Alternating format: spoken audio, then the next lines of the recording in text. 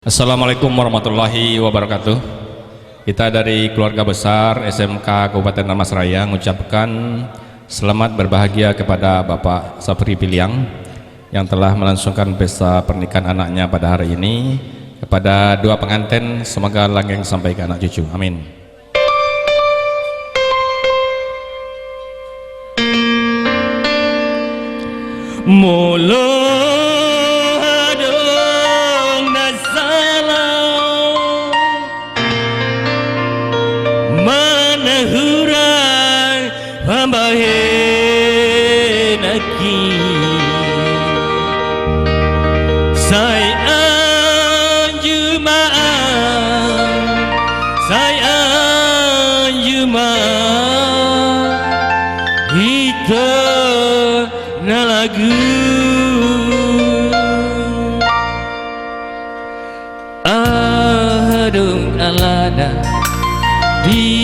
Dia do bosirna hasiah Angon samuro ho tua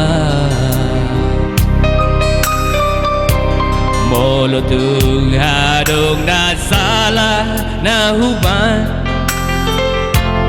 Dengan pasigon hasiah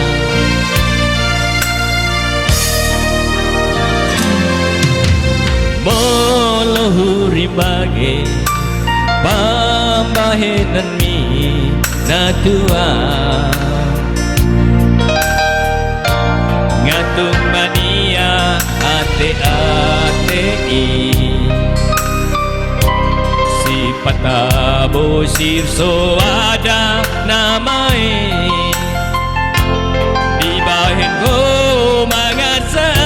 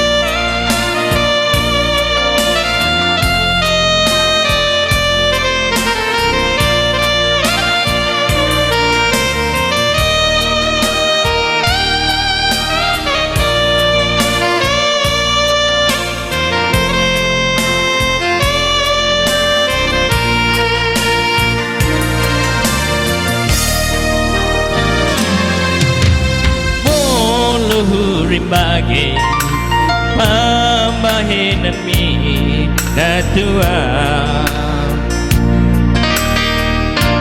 Ngatung mania ate-ate-i Si patabo sirso ada namai